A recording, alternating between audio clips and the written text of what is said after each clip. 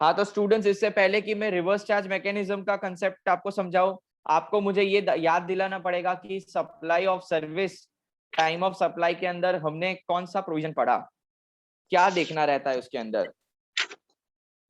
हम कोई क्वेश्चन पूछते हैं, रिया फ्रॉम सुभानपुरा, हम कोई क्वेश्चन पूछते हैं, वो कौन सा क्वेश्चन पूछते हैं, जब भी अपने को सर्विसेज दिखाई दे और उसका टाइम ऑफ सप्लाई फाइंड करना हो, we have to ask one question. एक लाइन का क्वेश्चन है, कौन सा क्वेश्चन होता है? Is invoice issued on time? Very good, is invoice issued in time, बराबर है। अभी इनवॉइस इशू करने का टाइम क्या है? रिया, इनवॉइस इशू करने का टाइम क्या है? क्या आप अनम्यूट करके बोल सकते हो? Date of date of नहीं नहीं नहीं नहीं नहीं, ऐसा कुछ नहीं था, डेट ऑफ कुछ नहीं था, कुछ और ही था। याद करो, within how many days you have to issue the invoice from the provision of services? कितने दिन के अंदर? क्या 28? ये कौन सा लेके आए 28? 30 30 डेज। ओके, नॉर्मल केस के अंदर 30 डेज, और अगर banking sector and insurance sector के अंदर आप सर्विस प्रोवाइड कर रहे हो तो फिर उसके लिए 15 दिन एक्स्ट्रा 45 डेज के अंदर, ठीक है। अगर 30 डेज के अंदर अंदर या 45 डेज के अंदर अंदर इनवॉइस इशू हो जाता है तो फिर टाइम ऑफ सप्लाई का प्रोविजन बेटा क्या रहता है? Date of invoice and date of payment. Date of invoice और date of payment whichever is earlier, ये हमने पढ़ा था। और अगर इनवॉइस इशू नहीं होता है तो फिर date of provision of service और date of payment whichever is earlier. मतलब दोनों में कॉमन चीज है कि डेट ऑफ पेमेंट तो आएगा ही आएगा, डेट ऑफ पेमेंट तो आएगा, दोनों में कॉमन चीज है। और डेट ऑफ पेमेंट क्या होता है? Date of payment is not the date on which your bank account is credited, no, it is entry in books of accounts और entry in bank whichever is earlier. हाँ या ना बेटा, समझ में आया इतना? Yes sir. पक्का समझ में आया? ठीक है, तो अभी हम स्टार्ट कर रहे हैं रिवर्स चार्ज मैकेनिज्म। और रिवर्स चार्ज मैकेनिज्म का कंसेप्ट आप बहुत अच्छे से जानते हो। गुड्स का जब मैंने आपको समझाया था बेटा, मैंने तब आपको ये बोला था कि जब भी एक registered person, what do mean by registered person, ये थियरी है।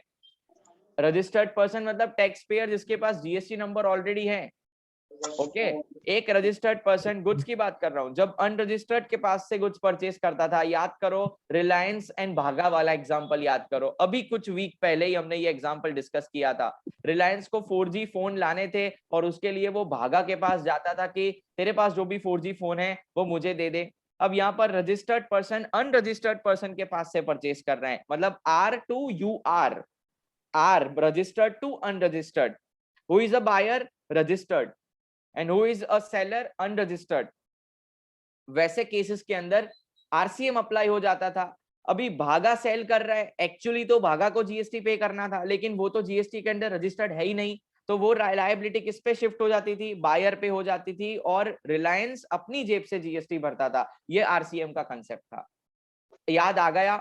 पक्का याद आ गया? ठीक है। उसी तरीके से बेटा सर्विसेज के अंदर भी ऐसा है। एक रजिस्टर्ड इंसान अनरजिस्टर्ड इंसान के पास से सर्विस ले रहे हैं।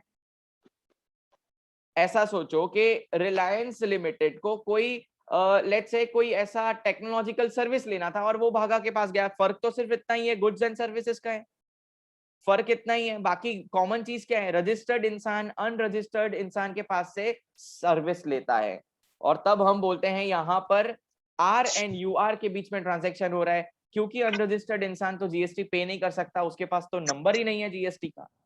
ठीक है, तो उसीलिए लायबिलिटी शिफ्ट हो जाएगी रजिस्टर्ड इंसान के पास, और रजिस्टर्ड इंसान डायरेक्टली गवर्नमेंट को भरेगा। ये रजिस्टर्ड अनरजिस्टर्ड सब समझ में आ रहा है कि सब ऊपर से जा रहा है? पक्का समझ में आ रहा है ना? यस। तो आरसीएम के कंसेप्ट में एक चीज याद रखना, बायर पे करेगा जीएसटी गवर्नमेंट को। Is it clear? तो ऐसे केसेस के अंदर बेटा आपको तो क्वेश्चन के अंदर दिया ही होगा ये आरसीएम है कि नहीं है, और अगर क्वेश्चन में नहीं भी दिया है तो फिर आपको ये चीज याद रखनी है कि बायर कौन है और सेलर कौन है। अगर बायर रजिस्टर्ड है और सेलर अनरजिस्टर्ड है तो मान लेना ये आरसीएम वाला केस है। बराबर है? चलो, तो अभी उसका प्रोविजन एक बार देख लेते हैं, क्या है प्रोविजन। ओके, सो नाउ पहले समझ लो प्रोविजन क्या है, ठीक है, फिर उसके बाद लिखना provision. Provision for time of supply, provision of time of supply in case of reverse charge mechanism under service category.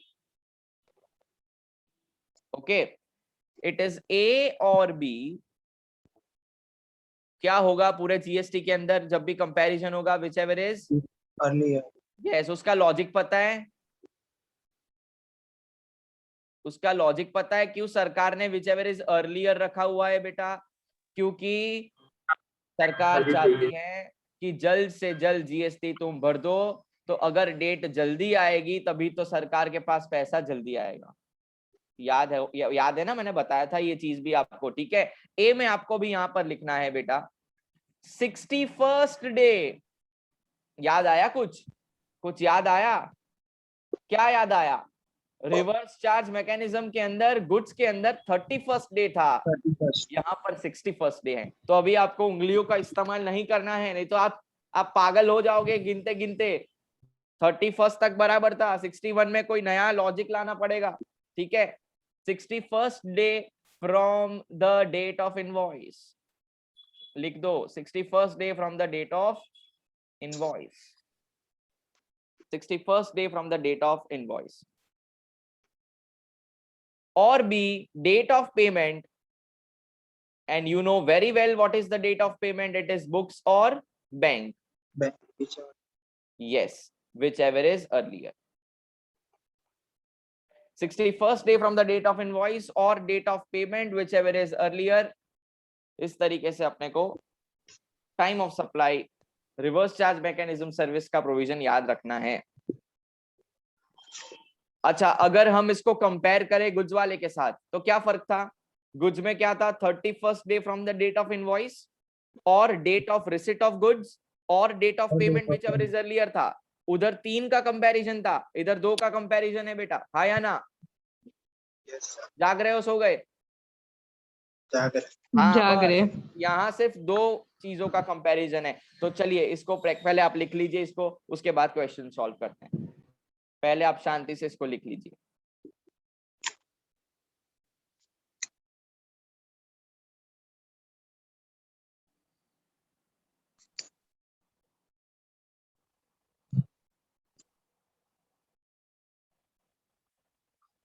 पहले एक दिन में एक बार एम्बुलेंस आती थी,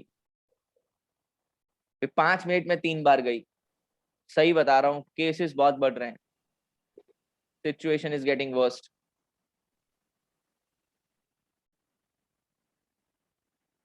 चलो हो गया, लिख लिया। एक एग्जांपल सॉल्व करते हैं। Example of RCM service. Write down the question. Date of invoice 6th of May 2020.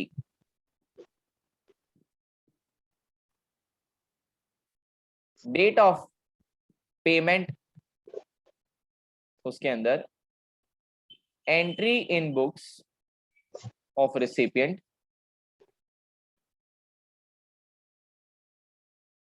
3rd of April 2020, entry in bank. अच्छा, 3rd of April की जगह एक काम करो, यहाँ पर है ना, ये तो अर्लियर में आप तुरंत बोल दोगे कि यही आंसर है। मैं चाहता हूँ कि थोड़ा और कॉम्प्लिकेटेड किया जाए इसको, तो यहाँ पे 3rd of आप कर लो, लेट्स से जुलाई, ओके। और यहाँ पर आप ये ले लो 8th of 7 2020, that is 8th of July 2020, ऐसा कर दो। क्योंकि अगर अप्रैल लेता तो आपको विचएवर इज अर्लियर में आपको पता था डेट ऑफ इनवॉइस से, तो आप आगे जाओगे और अप्रैल ही आपका आंसर आ जाएगा। तो मैं नहीं चाहता कि वैसे डायरेक्टली आप फाइंड कर लो। We have to go to the 61st day from the date of invoice, और कैसे करेंगे वो ध्यान से इधर स्क्रीन पर ध्यान देना। See 61st day, okay. It is not possible to calculate this through our hands and fingers, it is not possible. If you want to try, you can do it, लेकिन जरा भी कंसंट्रेशन हिला ना तो पूरी मेहनत पानी में चली जाएगी, क्योंकि अब आपको 4 बार उंगलियों पे गिनना पड़ेगा and it is very confusing. हम ऐसा नहीं कर सकते। अब एक चीज आपको पता है कि डेट ऑफ इनवॉइस को हम छोड़ देते हैं और उसके बाद से शुरू करते हैं। ये चीज तो आपको पता होगा, आपको पता है ना ये चीज के डेट ऑफ इनवॉइस हम कभी Yes, नहीं sir. लेते, नेक्स्ट वाले डेट से स्टार्ट करते हैं। यस, तो अभी यहाँ पर डेट ऑफ इनवॉइस क्या है क्वेश्चन के अंदर? 6/5. Okay, 6th of May 2020। अब आपको क्या करना है बेटा, कौन सा महीना है ये? मई महीना है, 61st डे तक जाना है, ठीक है। तो आपको ऑलवेज क्या करना है, इसमें आपको ये स्टेप कंफर्म याद रखना पड़ेगा, मई से शुरुआत करनी है। और मई में कितने दिन होते हैं? 31st. 31 होते हैं, 31st नहीं बेटा, 31 होते हैं। 31. 31 होते हैं मई के महीने के दिन। अब उसके अंदर से आपको ये 6 माइनस कर देना है, क्योंकि हम उसको इंक्लूड नहीं करते हैं। 31 minus 6, it is 25 days. 25 days, okay. अपने को कहां तक जाना है बेटा? 61 तक जाना है, ठीक है। अभी मई के बाद कौन सा महीना आता है? जून महीना आता है। जून का पूरा 30. अगर मैं 30 दिन ले लेता हूं तो भी मेरे पास अभी कितने दिन हो रहे हैं? 55 डेज हो रहे हैं बेटा, 55 डेज। देखो बराबर, जाना कब तक है? 61st तक जाना है। अब इसके बीच में डिफरेंस क्या है? 61 minus 55, 6 तो आंसर क्या आएगा? 6th of July। July. आया समझ में कैसे करना है? बहुत इजी है, ठीक है। तो देखो आसपास आई कि नहीं डेट? डेट आसपास आई ना, ये एम्बुलेंस भी आसपास आई डेट के साथ साथ। चलो अभी ये 6th of July कैसे आया वो समझ में आ गया। अभी प्रोविजन क्या है? 61st day from date of invoice, और number 2 date of payment, whichever is earlier, ठीक है, whichever is earlier। अब इसी को अगर हम सॉल्व करें तो ए के अंदर क्या आएगा? अभी अभी हमने फाइंड किया बेटा, date of invoice 61st day, that is 6th of July, 06/07/2020। और बी के अंदर क्या आएगा? Date of payment. Date of payment देखो तो जरा, एंट्री इन बुक्स और बैंक whichever is earlier में 3rd जुलाई आ रहा है। अरे बेटा हाँ या ना? 3rd जुलाई। Yes, sir. तो यहाँ पर आपका टाइम ऑफ सप्लाई क्या आया? 3rd of July 2020। This is the time of supply. काफी लोग ऐसा बोलते हैं टाइम ऑफ सप्लाई अगले महीने 20 तारीख को आएगा। बेटा वो टाइम ऑफ सप्लाई नहीं है, वो पेमेंट की डेट To है। government. यस, वो पेमेंट टू गवर्नमेंट है, उसका आपको पेमेंट करना रहेगा 20 अगस्त तक 2020। आप पहले भी कर सकते हो, कोई प्रॉब्लम नहीं है, एडवांस भी कर सकते हो, लेकिन this is the due date, this is last date. बोलो कोई डाउट है इसके अंदर? No, sir. पक्का सर एक easy? मिनट आगे वाली साइड करो ना। ओके।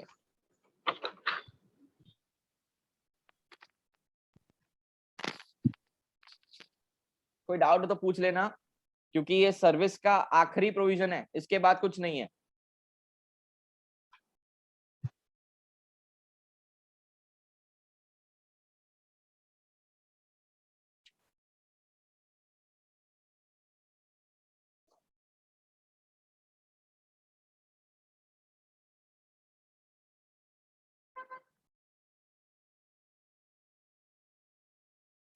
सर जी बोलिए। टैक्स पेमेंट नहीं वर्किंग करवानी। See I already told before Ayushi કે ટેક્સ પેમેન્ટ તમને પૂછ્યું હોય ને, આ તો 1 માર્ક નો ક્વેશ્ચન એમસીક્યુ આવશે, એટલે એમાં મને નથી લાગતું પોસિબિલિટી છે કે આ લોકો આવું પૂછે। પણ ઓફલાઈન એક્ઝામ્સ માં it is always necessary two write down, because time of supply is actually we are finding to know when we have to pay, so we should write in examination, but online में पूछा हो तो take करना, otherwise अपने को करने की जरूरत नहीं है। ओके बराबर? यस। चलो, is it done?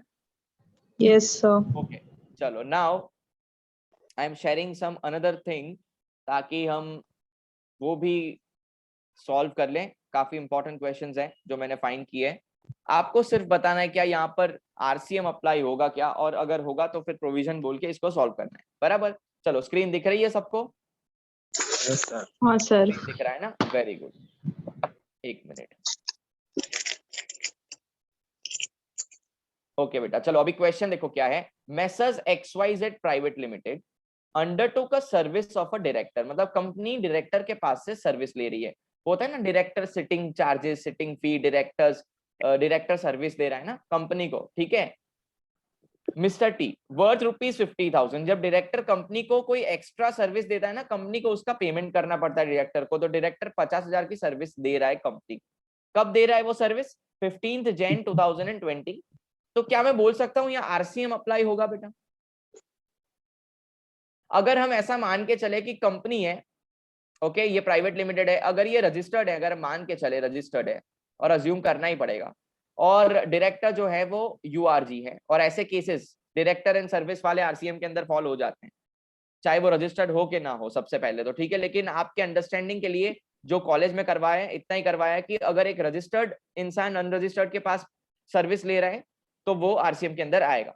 But to be very frank and to be very honest, जब कंपनी डायरेक्टर के पास से सर्विस ले रही है, it is by default RCM, by default RCM. ऐसे क्वेश्चन के अंदर आरसीएम अप्लाई हो ही जाता है। अब यहाँ पर देखो इनवॉइस कब रेज किया है? 1 फरवरी 2020 को, और पेमेंट किया हुआ है 1 मई 2020 को। तो अगर हम आरसीएम के बेसिस पे अप्लाई करें प्रोविजन, तो अभी अभी हमने पढ़ा बेटा प्रोविजन, मुझे जरा याद दिला तो मैं भूल गया। 61st day from Yes, first day from the date of invoice. the date of invoice, from the date of invoice. Okay. Or number 2, date of payment. Yes, very good. Date of payment, whichever is Which is earlier. okay. Now again, the calculation is very important. We have to go till 61st day from the date of invoice. So you must know what is date of invoice. Question के अंदर already दिया हुआ है. It is 1st of Feb 2020 बेटा, देख के आपने को आंसर देना है। जब भी मैं पूछूं तो बोलना है कि सर ये है डेट 1st Feb 2020। अब देखो ये लीप ईयर है 2020, तो फरवरी में कितने दिन होंगे? 29. हाँ, तो फरवरी से शुरू करना है, ठीक है।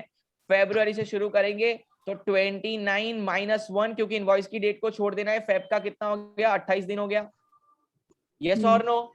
Yes, sir. ओके। मार्च का अगर मैं पूरा ले लेता हूँ, कौन सा? 31 डे, 31 डेज, तो कितना हो गया यहाँ पर? 59 days. 59 हो गया। यस, 59 हो गया। मतलब अब मुझे जाना कब तक है? 61 तक जाना है। तो 61 minus 59, it is second of April आएगा बेटा, 2 अप्रैल आएगा। देख लो आप स्क्रीन पर, इट इज 2 अप्रैल। यस और नो? Yes, sir. यस, 2 अप्रैल। फाइन। तो अगर हम यहाँ पर इसको रखें तो यहाँ आ जाएगा 02/04/2020 एंड डेट ऑफ पेमेंट है 01/05/2020। तो टाइम ऑफ सप्लाई है 02/04/2020। सरकार को आपको पेमेंट कर देना चाहिए था 20 तारीख को मई महीने की। बोलो क्लियर है कि नहीं है? Yes, sir. સર जी, આ તો લીપ યર આપણને આ વર્ષે હતું એ ખબર પડે કે 2020 માં લીપ યર હતું, બાકી બીજા બધા ક્વેશ્ચનમાં જો મેન્શન ના કર્યું હોય તો એટલે ધૂપમ હવે મેં તને એવું સમજાવવું પડશે કે લીપ યર કોને કહેવાય, એવું કહે છે? ના એ મને ખબર છે, પણ તો કોને એ કહેવાય? આપણને કોને કહેવાય મને કહે ચાલ કે ફેબ્રુઆરીમાં 29 ડેઝ હોય ને અરે પણ એ ફેબ્રુઆરીમાં 29 ડેઝ કયા વર્ષે હોય એ કેતે ફાઇન કરીશ? એ જ પૂછું છું ને। એટલે એવું થયું ને કે દર લીપ યર 4 કોને years કહેવાય? है 4 years है હવે જો મને તો છે ને કોઈએ એવું શીખવાડ્યું છે કે દર કોઈ 4 બી years વર્ષ है હોય હવે ને, અરે ઉભા રહો ને ભાઈ, કોઈ બી વર્ષ હોય ને, આ લેટ્સ સે કોઈ યર છે, એ અગર ડિવાઇડ બાય 4 થઈ જાય ને તો એ લીપ યર કહેવાય। એટલે જો 2020 છે બરાબર, ડિવાઇડ બાય 4 કરીશ ને તો તારો છે ને ફ્રેક્શન માં આન્સર નહીં આવે, હોલ નંબર માં આન્સર આવશે। હવે તું 2021 ને ડિવાઇડ બાય 4 કર, नहीं आवे आंसर। 2022 ने कर, नहीं आवे, पॉइंट में आवशे। 2023 ने कर, नहीं आवे, पॉइंट में आवशे। पण 2024 ने कर। ओके ओके समझ्यो એટલે એ જ પૂછતો હતો કે એટલે કે તમને શીખવાડો તમે। એટલે તું મને બેઝિકલી પેલા ફર્સ્ટ સેકન્ડ સ્ટાન્ડર્ડ નો ક્વેશ્ચન પૂછી લીધો અને ફોર્ચ્યુનેટલી મને આવડી પણ ગયું। હવે અહીંયા ના આવડી હોત ને તો સીન થઈ જાત। બરાબર છે? સારું છે, ચલો કઈ નહીં, સરસ થઈ ગયો ક્વેશ્ચન સોલ્વ। કોઈ ડાઉટ છે? કોઈને કોઈ ડાઉટ છે આમાં? નો sir. Okay. Now let us solve some another question. और now this is not RCM, this is general revision के लिए मैंने एक question डाला हुआ है, general question. सर पता कैसे चलेगा कि ये जनरल है कि RCM? कुछ नहीं लिखा है तो जनरल, RCM लिखा है तो RCM. बराबर है. चलो, determine the time of supply from the following. 6th में देखो डेट्स में दिया हुआ है इसको, ये सीए फाइनल का क्वेश्चन है, सॉरी सीए आईपीसीसी का क्वेश्चन है बेटा, सबसे पहले मैं आपको बता दूं, ठीक है. 6 मई को क्या हुआ, एक कन्वेंशन हॉल बुक किया 15,000 में और 3,000 एडवांस मिल गए. बराबर है. कन्वेंशन हॉल रेंट पे देना इज अ सर्विस. हम सर्विस प्रोवाइड कर रहे हैं, हम गुड्स प्रोवाइड नहीं कर रहे हैं. हम ओपन ऑडिटोरियम रेंट पे दे रहे हैं कि जाओ वापरो यूज करो. It's a service, rental service बोल सकते हैं इसको, ठीक है. चलो नेक्स्ट, 15 सितंबर को क्या हुआ, वहां पे हॉल में फंक्शन हुआ. ओके. 27 अक्टूबर को क्या हुआ, हमने इनवॉइस इशू किया 15,000 का, जिसके अंदर हमने बोला 12,000 ही पेबल है क्योंकि 3,000 तो हमको एडवांस मिल चुके हैं बेटा. बराबर है. और 3 नवंबर को क्या हुआ, हमको 12,000 रुपए बैलेंसिंग मिले. तो बेसिकली घुमा फिरा के बात ये है कि 15,000 रुपए में से हमको बेटा 3,000 रुपए एडवांस मिल चुके हैं और बाकी के 12,000 रुपए हमको मिले हैं 3rd नवंबर 2000 एंड जो भी है 2020 मान के चलते हैं. Now we have to find the time of supply, and whenever we are finding time of supply for services, you all know that we are asking a question. अब आपको बोलना है, जो बोलना है वो. Is invoice issued on time? Is invoice issued on time? अब जवाब भी दे ही देना है. क्वेश्चन कितनी बार पूछोगे, जवाब मैं थोड़ी ना दूंगा, आपको ही देख के बोलना है कि क्या इनवॉइस इशू हो चुका है सर्विसेज के 30 डेज के अंदर. सर्विसेज कब हुई, सर्विस कब दी, कब दी. हाँ. क्या हाँ, क्वेश्चन पूछ रहा हूं मैं. नहीं. सर्विस कब दी, 15 सितंबर को. बराबर कि नहीं. 15 सितंबर को वहां पे सर्विस हमने दे दी, उसको हॉल दे दिया. अब हम इनवॉइस कब इशू कर रहे हैं, 27 अक्टूबर को कर रहे हैं.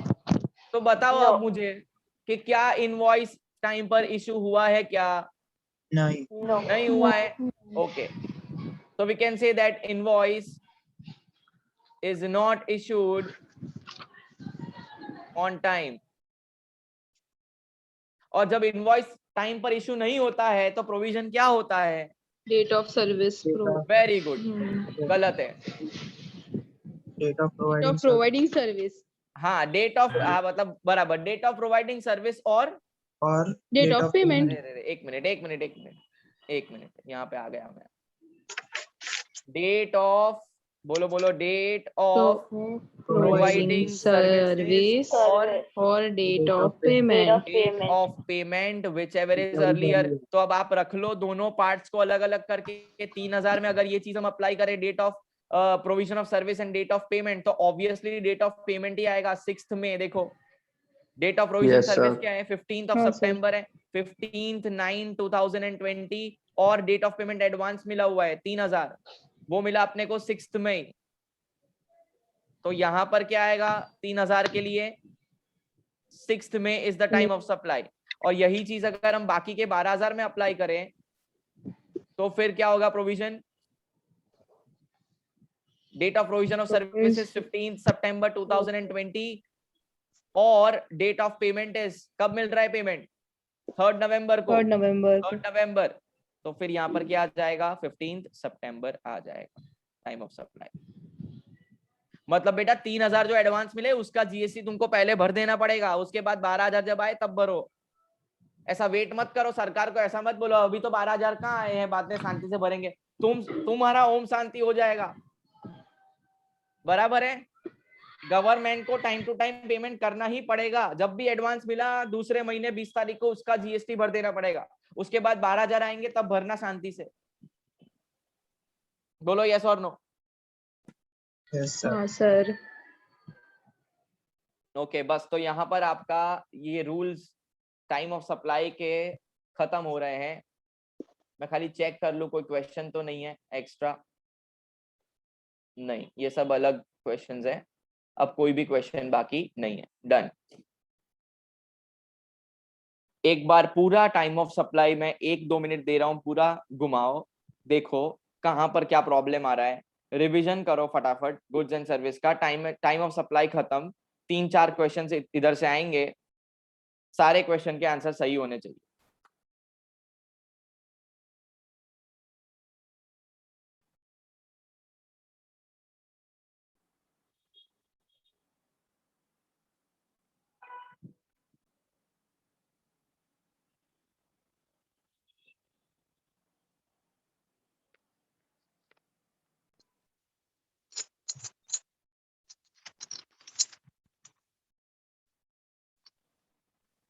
अभी एक मैं आपको एमसीक्यू पॉइंट ऑफ व्यू से एक नोट लिखवा रहा हूं जो प्रैक्टिकली रिलेवेंट नहीं है, क्योंकि अमेंडमेंट आ गया है, वो चीज अब इतनी प्रैक्टिकली अप्लाई नहीं हो रही है। लेकिन फिर भी आपको पता है एमएसयू को क्या अमेंडमेंट क्या है, वो सब उनको मालूम पड़ता ही नहीं है। वो जो पुराना है वो पूछते रहते हैं, तो अपने को वो लर्न करना पड़ेगा। ठीक है, तो एक पॉइंट आप लिख लो कि in case of service, write down extra note, not relevant from practical point of view, but yes, important from exam point of view.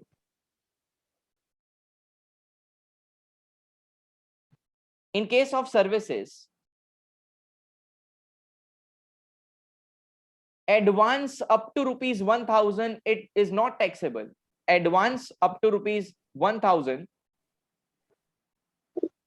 is not taxable on receipt basis. On receipt basis.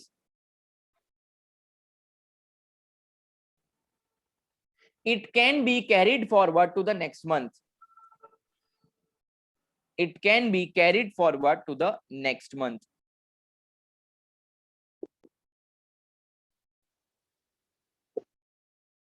देखो इसका कहने का मतलब क्या है, जरा ध्यान से समझ लो। लेट्स से कि मेरा पोस्ट पेड कनेक्शन है, पोस्ट पेड कनेक्शन जिसमें बिल आता है। आप सबका प्रीपेड होगा, मतलब आप पहले रिचार्ज करवाते हो, उसके बाद आप कॉलिंग कर सकते हो। पोस्ट पेड के अंदर उल्टा होता है, पहले आप कॉल करो, उसके बाद बिल आएगा, फिर बंद करने का टाइम आ जाएगा, बराबर। क्योंकि समझ में नहीं आएगा ना कितने कॉल करें। लेकिन अभी अब सपोज के पोस्ट पेड कनेक्शन है और आपका बिल आया लेट्स से 2635। रीमा कितना बिल आया मोबाइल का महीने का? 2635। अभी देखो गूगल पे आ गया है, तो आप एग्जैक्ट अमाउंट 2635 भर दोगे, एग्जैक्ट वही अमाउंट भरोगे जो बिल में है। लेकिन कभी कभी हमारे पास जब बहुत पैसे आ जाते हैं, जब हम बहुत ओवर एक्साइट हो जाते हैं, जब हम फॉर्म में आ जाते हैं, ऐसा कि 2635 बिल आया ने, एक काम करें 3000 આપણે ભર દઈએ, આટલું ક્રેડિટ બોલશે, 3000 આપણે ભર દઈએ, એટલે રાઉન્ડ ફિગર 2635 ડેબિટ ના થાય અકાઉન્ટમાંથી, 3000 ડેબિટ થાય, બરાબર છે। એટલે આપણે શું કર્યું, બિલ કેટલું હતું 2635 નું અને પેમેન્ટ કેટલું કર્યું સામે 3000 નું। હવે જે કંપની તમને આ ટેલિફોન સર્વિસ આપે છે એને 1000 રૂપિયાથી ઓછું એડવાન્સ મળ્યું છે, કારણ કે એનું બિલ તો 2635 નું માંગ્યું એમને, તમે ભર્યું 3000 રૂપિયા, એટલે એને જે એડવાન્સ અમાઉન્ટ મળી એ 1000 થી ઓછી મળી। 3000 माइनस 2635 करना, कुछ आएगा 385 जैसा जो भी आएगा, 635 कितना आएगा? 365 अभी 365 रुपया 1000 रुपया से कम है, तो ये जो 365 रुपया उसको एडवांस मिला ना, उस पे उसको अभी जीएसटी भरने की जरूरत नहीं है, वो नेक्स्ट मंथ कैरी फॉरवर्ड कर सकते हैं, ऐसा बोलने की कोशिश करिए। समझे कि नहीं समझे? समझे? लेट्स से घर का, एक मिनट पहले एक और एग्जांपल, घर का बिजली का बिल आया, लेट्स से 2150 आया, तो प्रैक्टिकली देखने जाए तो हम 2000 भरते हैं, सही में देखने जाए तो 150 कम भरते हैं। लेकिन अगर हमने अपने को लगा कि 2-2 महीने में आता ही रहता है और अपने पास पैसा भी अभी अभी सैलरी आई है, तो एक काम कर 2500 रुपया राउंड ऑफ भर दे, 2500, तो 2500 डेबिट થઈ ગયા। અમુક લોકોને એવું હોય કે ભાઈ જે ક્રેડિટ બેલેન્સ બાકી છે ને આપણું બેંકમાં બેલેન્સ છે ને એ આવું આમ રાઉન્ડ ઓફ હોવું જોઈએ, તો એ રાઉન્ડ ઓફ પેમેન્ટ કરે। એવું કઈ હોય ના, પણ આ તો ખાલી એક્ઝામ્પલ છે, બરાબર છે। આ તો આપણે હમણાં ઓછું પેમેન્ટ કરે છે, કહું છું તો કરી, પૈસા જ નથી કોઈની પાસે, હાલત જ એટલી ખરાબ છે, 1 વર્ષથી ધંધા પાણી બધું બંધ છે। बट अगर आपने ऐसा राउंड ऑफ पेमेंट कर दिया, लेट्स से 2100 का बिल आया, 3000 पेमेंट कर दिया, तो 900 एक्स्ट्रा पेमेंट किया। ये 900 तुमने एक्स्ट्रा पेमेंट किया तो उनको 900 ज्यादा मिला, तो क्या 900 पे टैक्स भर देना पड़ेगा उनको? तो अभी 1000 से कम मिला है ना, अभी भरने की जरूरत नहीं है, नेक्स्ट महीने में इसको एडजस्ट करके नेक्स्ट महीना पे कर सकते, वैसा बोलने की कोशिश करिए। यस यश, आपको कुछ डाउट है पूछिए, वीडियो ऑन करके पूछिए। सर वो नोट रिपीट करना ना। नोट रिपीट करना, धूपम जरा नोट रिपीट करना।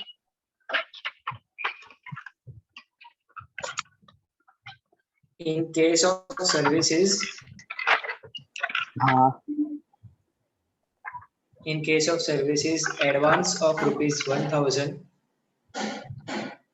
हाँ is not taxable हाँ on receipt basis. हाँ रिसिप्ट नहीं है, It receipt. can be carried receipt. हाँ ना, वो अभिषेक उपमन्यु का स्टैंड अप कॉमेडी देखा इसलिए बोल रहा हूँ। चलो हाँ, It can be carried forward to the next month. Okay हो गया। बराबर है। चलो अभी अपने को एक नया टॉपिक स्टार्ट करना है।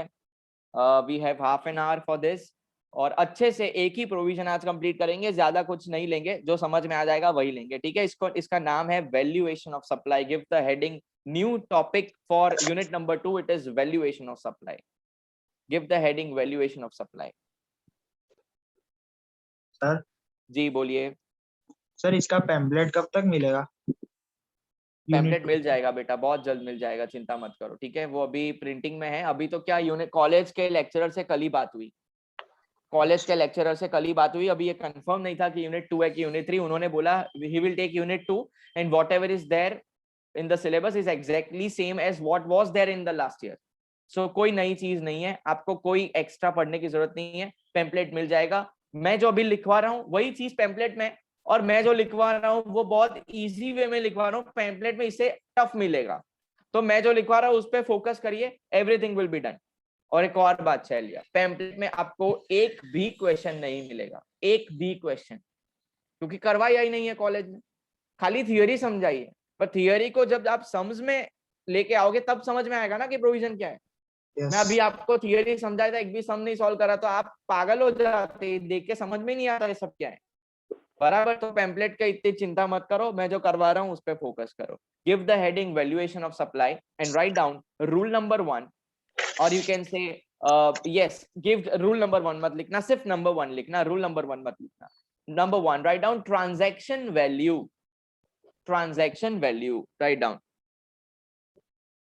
पहले लिख लो जो भी मैं लिखवा रहा हूं, उसके बाद अपने को समझना है और सम सॉल्व करना है। Write down transaction value is the price, transaction value is the price actually paid or payable, actually paid or payable for the supply of goods or service or both, for the supply of goods or service or both.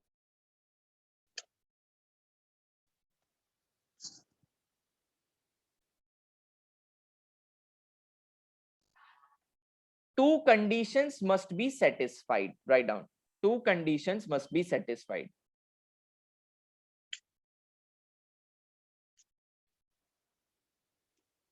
Two conditions must be satisfied. Number 1, supplier and recipient are not related parties. Supplier and recipient मतलब जो बेचने वाला है और जो खरीदने वाला है, जो देने वाला है जो लेने वाला है, वो दोनों रिलेटेड पार्टी नहीं होने चाहिए। रिलेटेड पार्टी की डेफिनेशन ऑलरेडी मैंने लिखवा दी है जब ऑफलाइन क्लासेस मैंने कंडक्ट किए थे, बराबर है। Okay, so number 1, supplier and recipient are not related. This is condition number 1. And condition number 2 is price is the sole consideration. Price is the sole consideration.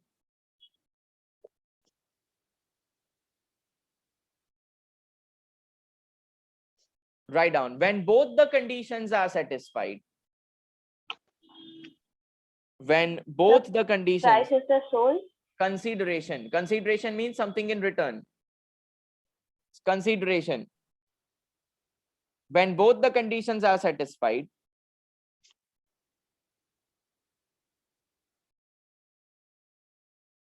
transaction value will apply. Transaction value will apply.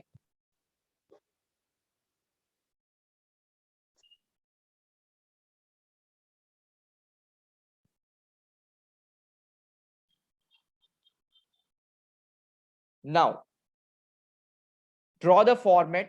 मैं आपको एक format दे रहा हूं, इसको अच्छे से मैं जैसा लिख रहा हूं वैसा ही लिखना, उसके बाद समझ में आएगा कि ट्रांजैक्शन वैल्यू क्या है। अभी मैं आधा कंसेप्ट समझाने के लिए कोई मतलब का नहीं है, पहले पूरा कंप्लीट कर लो, उसके बाद ही इसका एक्सप्लेनेशन स्टार्ट करूंगा, आधा अधूरे में मजा नहीं आएगा। ड्रॉ द फॉर्मेट, कैसे वैल्यूएशन करना है।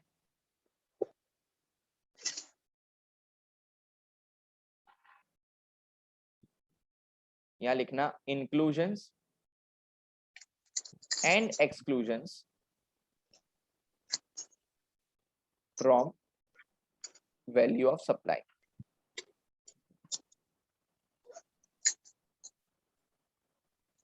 इंक्लूजन्स मतलब ऐड एंड एक्सक्लूजन मतलब लेस, ठीक है। जो भी चीजें यहाँ पे प्लस कर रहा हूं वो आपको जो भी वैल्यू ऑफ सप्लाई है उसमें ऐड करनी है। क्वेश्चन करेंगे समझ में आ जाएगा, अभी सिर्फ इतना करो। Plus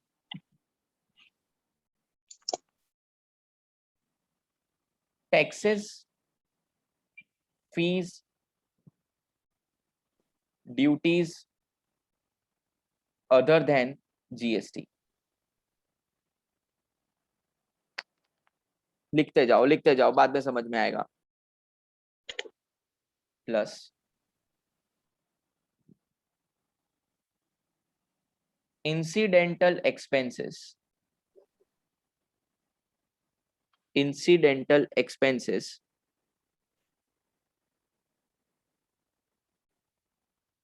like packaging, commission,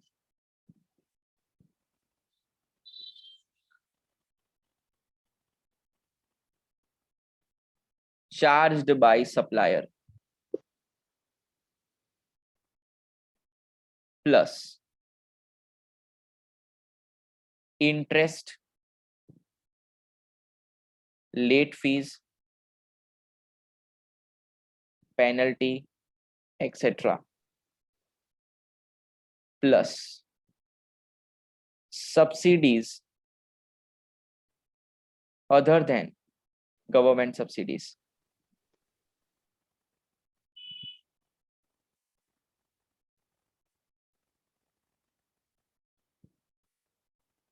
plus last one, उसके बाद डिडक्शंस आएंगे। प्लस एनी अमाउंट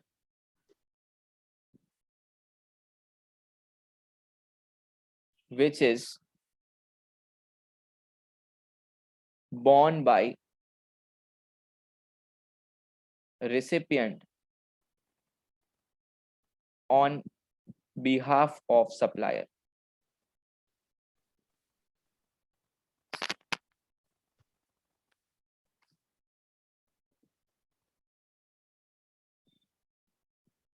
देखो बेटा, अभी आपको कुछ समझ में नहीं आएगा, ये मान के चलिए आपको सिर्फ एक काम करना है, मस्त मस्ती से ऐसा बस लिखना है जो मैं लिख रहा हूं, बाकी कुछ टेंशन लेने की जरूरत नहीं है। ये कोई ऐसा कंसेप्ट नहीं है जो 5 मिनट में जादू की तरह आपको समझ में आ जाए, ऐसा नहीं है। इसको समझने के लिए बहुत ही दिमाग लगाना पड़ेगा, ठीक है। आज और कल चलेगा, तब इसका एक्चुअल कंसेप्ट समझ में आएगा। अब डिडक्शंस में क्या करना है, minus discount if given before sale and known at time of sale.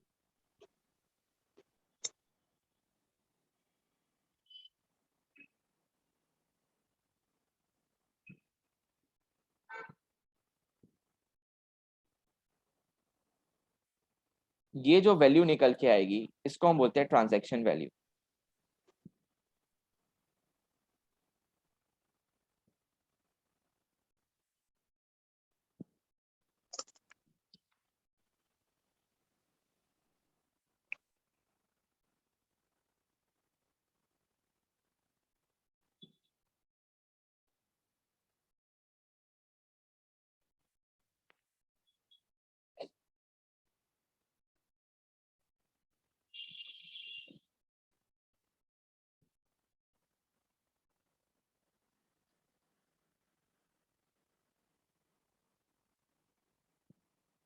Is it done?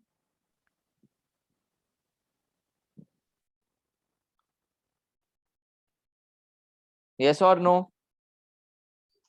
Yes, sir. Okay. चलो एक क्वेश्चन समझते हैं, और मैं अभी बोल रहा हूं टू बी वेरी क्लियर, ये जो भी मैंने फॉर्मेट आज ड्रॉ किया है वो आज कंप्लीट नहीं होगा, इसका फुल फ्लेज सम हम कल करेंगे।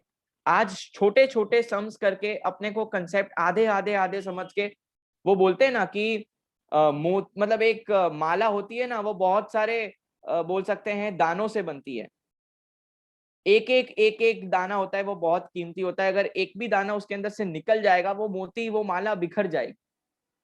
तो अपने को धीरे धीरे जाना है आगे, बराबर। चलो आगे बढ़ते हैं। एग्जाम्पल है, इसको ध्यान से समझना और मुझे बताना कि कौन सी वैल्यू पर जीएसटी भरा जाएगा। अच्छा पहले ये समझ लो ये वैल्यूएशन ऑफ सप्लाई का मीनिंग क्या है।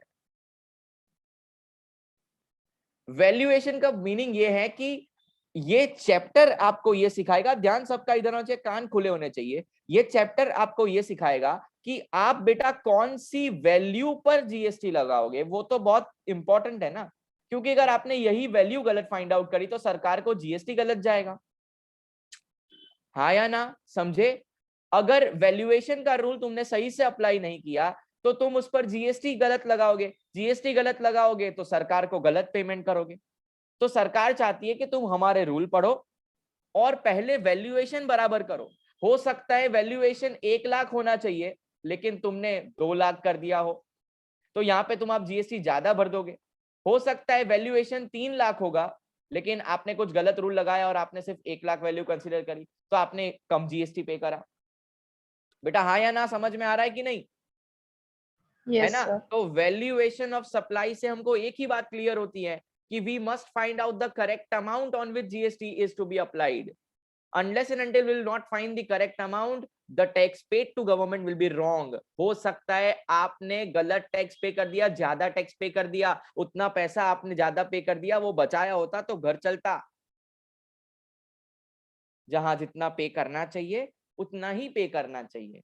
और कैसे फाइंड करेंगे? वैल्यूएशन ऑफ सप्लाई के चैप्टर से फाइंड करेंगे। चलिए एक एग्जांपल से समझिए। लेट्स से कि आईसीएआई भवन को, जानते हो आईसीएआई भवन क्या है?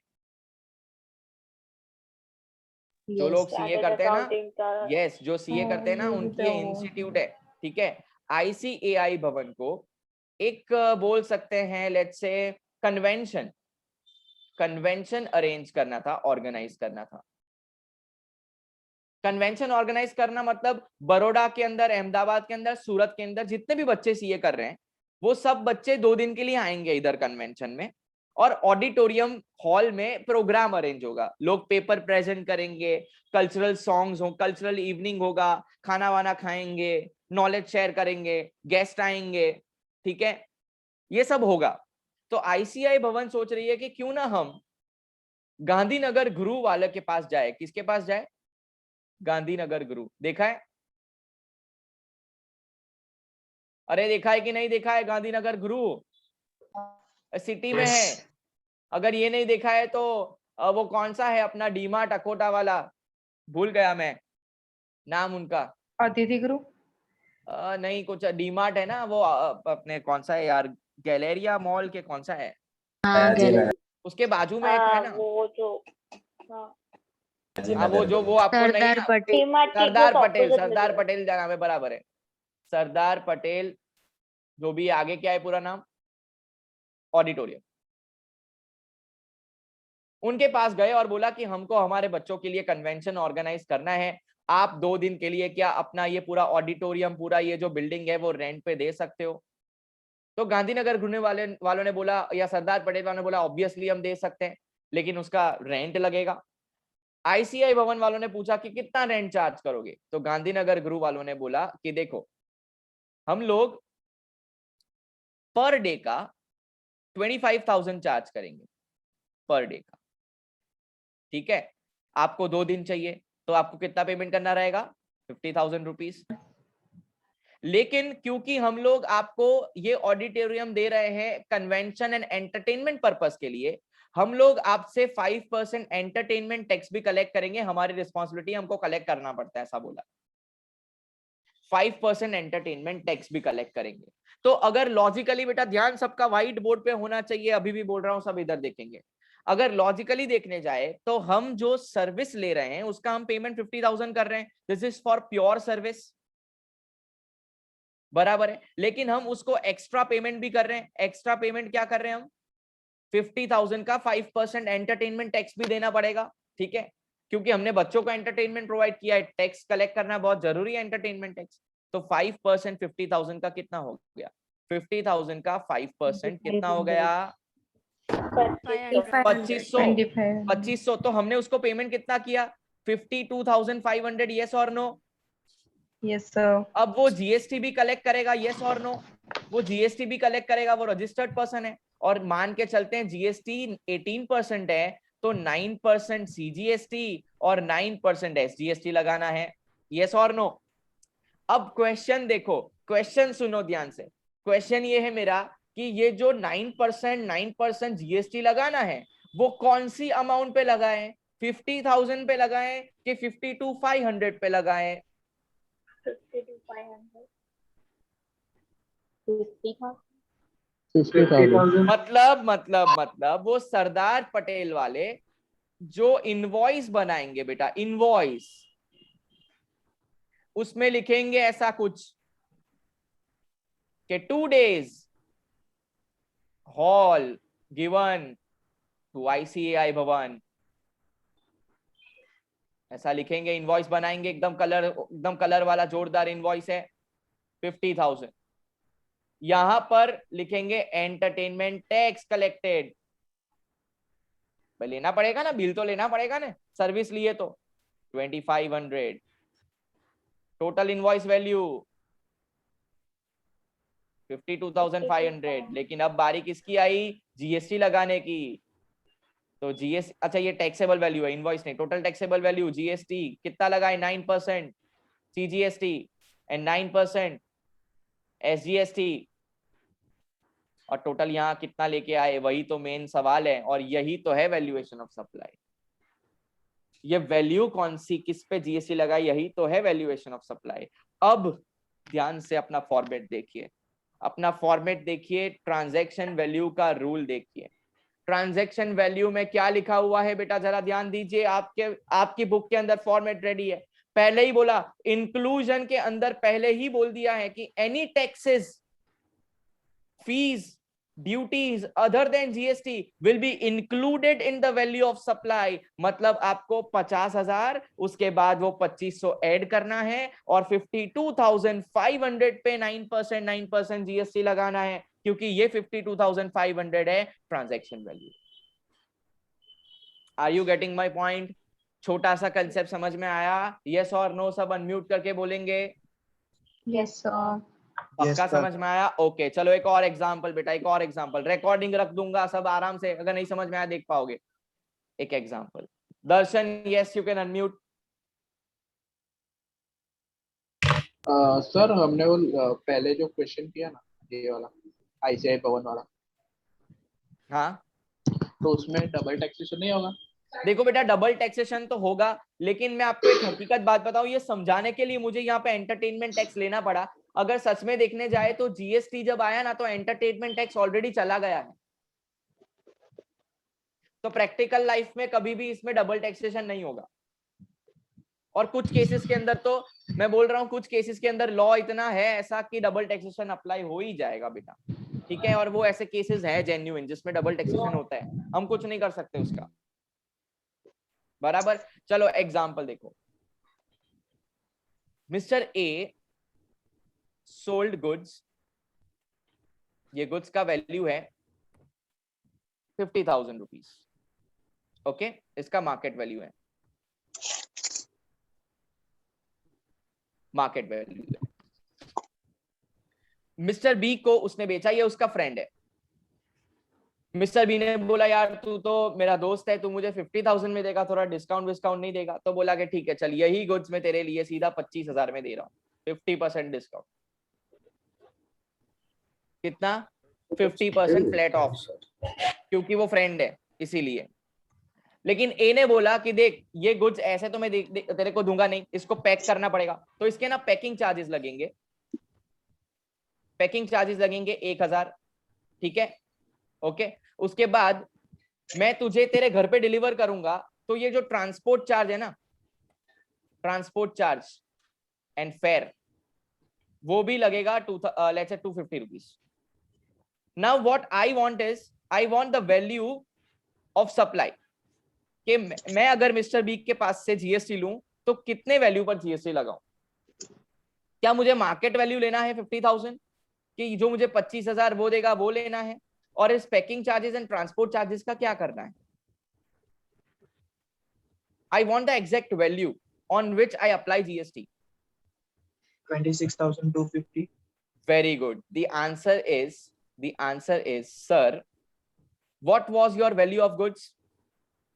What was your value of goods? Market value नहीं, transaction value की definition देखो, उसमें क्या लिखा है, the amount paid or payable. उसने कितना पे करने के लिए वो रेडी हुआ है, 25,000, yes. उसके बाद अगर हम देखें तो यहां पर देखो फॉर्मेट के अंदर बहुत सारी चीजों को इंक्लूड करना रहता है, incidental expenses like packaging, commission, और यहां पर एनी अदर एक्सपेंसेस जो चार्ज किए हैं सप्लायर ने, वो भी सब क्या हो जाएंगे, ऐड हो जाएंगे, ठीक है। तो 25,000 प्लस पैकेजिंग चार्जेस 1,000 और ट्रांसपोर्ट चार्जेस 250, कितना आ गया 26,250। इस पर जीएसटी लगाना है 9% टीजीएसटी एंड एसजीएसटी 9%। तो ये हो गया तुम्हारा transaction value.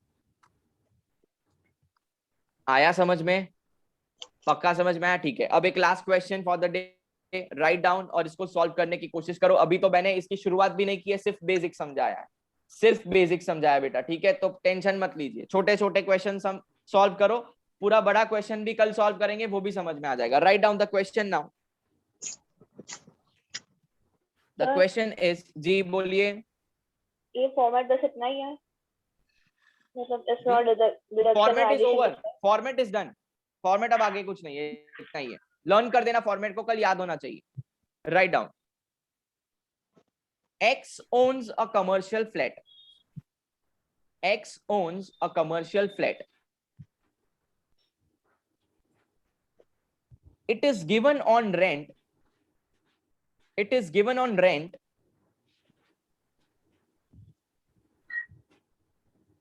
Full stop. Rent being 2,50,000 per month. Rent being 2,50,000 per month.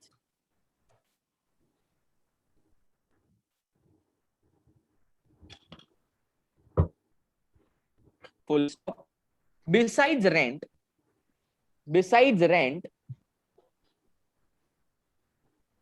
X also recovers, besides rent, X also recovers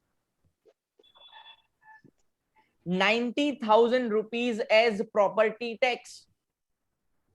90,000 rupees as property tax.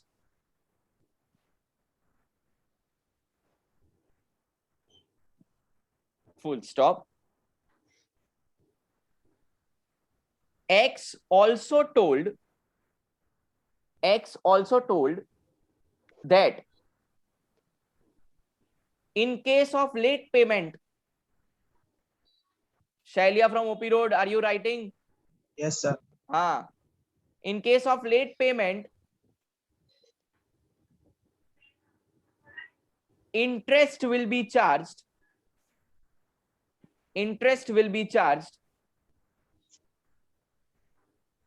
6,000 per month. 6,000 per month.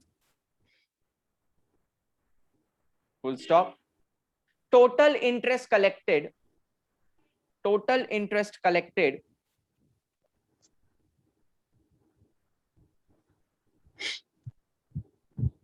was 12,000 rupees.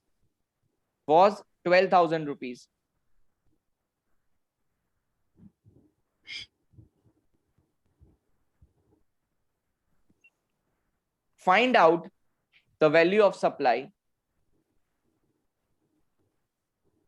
Find out the value of supply. The total interest collected was rupees 12,000 12,000 2 महीने का late payment किया इसीलिए 12,000 बराबर. उसके बाद कुछ नहीं. Find out valuation of supply.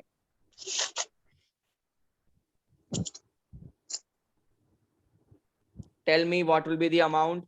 Anyone in the class who is ready with the answer? Format draw करके तैयार हैं? देखो फॉर्मेट में सारी चीजें ड्रॉ करने की लिखने की जरूरत नहीं है. जो हमारे क्वेश्चन के अंदर अप्लाई होता है वही चीज अपने को ऐड करनी है.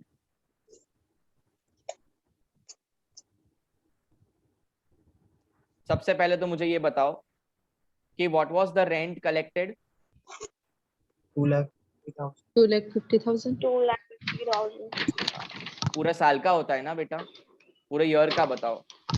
30 lakhs. Yes. Okay. 3 lakhs. Rental income 2,50,000 multiply by 12, that becomes how much? 30 lakhs. 30 lakh रुपया तो इज्जत से हमने उसके पास से लिया. उसके अलावा क्या लिया है उसके पास से हमने? रेंट लिया 90,000 का. रेंट लिया. रेंट तो लिया ना 30 लाख. और interest Property tax. Property tax लिया बेटा. प्रॉपर्टी टैक्स लिया. और प्रॉपर्टी टैक्स देखो इंक्लूजन में पहला ही है. कोई भी टाइप का टैक्स अदर देन जीएसटी अगर आप किसी के पास से ले रहे हो वो वैल्यूएशन ऑफ सप्लाई में ऐड हो जाएगा. तो यहां पर अपने को ऐड करना है प्रॉपर्टी टैक्स. कितना लिया उसके पास से प्रॉपर्टी टैक्स? 9,000. 90,000. ओके. अच्छा और कुछ चीजें एक्स्ट्रा ली है उसके पास से हमने? Interest interest 12,000. लिया है. for इंटरेस्ट क्या इंटरेस्ट फॉर्मेट के अंदर है? Yes. हाँ जी हाँ है. इंटरेस्ट ये रहा. इंटरेस्ट लेट फी पेनल्टी सब आ गया. बराबर है. तो यहाँ पर अपने को ऐड करना है interest. 31 lakh 2,000. Interest on late payment 12,000. कितना आ गया total? 31 lakh 2,000. 31 lakh 2,000. Transaction value is 31 lakh 2,000. Add GST, CGST @9%, SGST @9%. जो भी अमाउंट आए that will be the final value.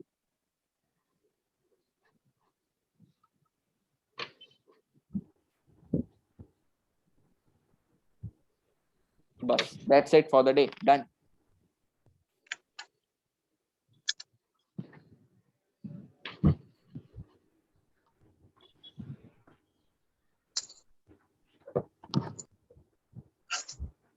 मैं आपको एक क्वेश्चन भेजूंगा ग्रुप पर which is really very tough.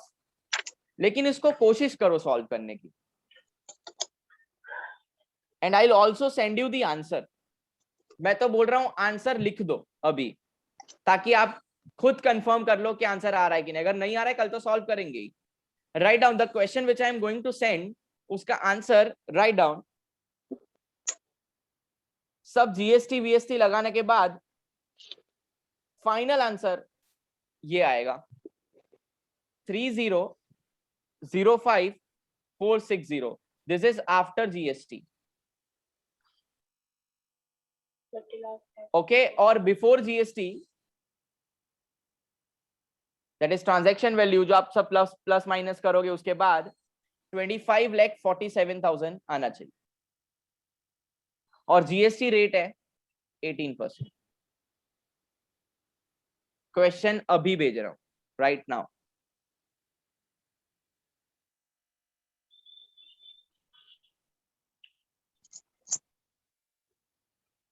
देख लो ग्रुप पे आ जाएगा अभी.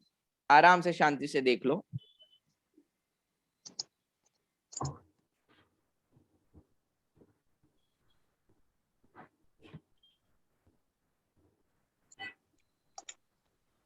आज के लेक्चर में किसी को कोई डाउट है?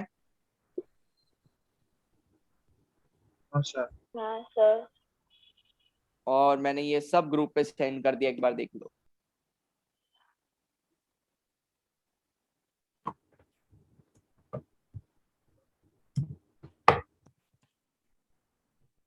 $80,000 पर टर्न है. पर टन पहली लाइन में 80,000 पर टन, 25 टन सप्लाई कर रहे हैं, तो हिंट दे रहा हूं 80,000 into 25 करके चालू करना। कल सॉल्व करेंगे इसका आंसर, और आप सॉल्व करके मुझे कंफर्मेशन देना कि सर आंसर आ रहा है, और जिसका आंसर मैच हो जाए वो ग्रुप पे उसका फोटो सेंड करना सॉल्यूशन का, बराबर। चलो done for the day, bye everyone, take ending the meeting. Question cut થાય એવું કે છે, સારું ફરથી મોકલી દઉં છું।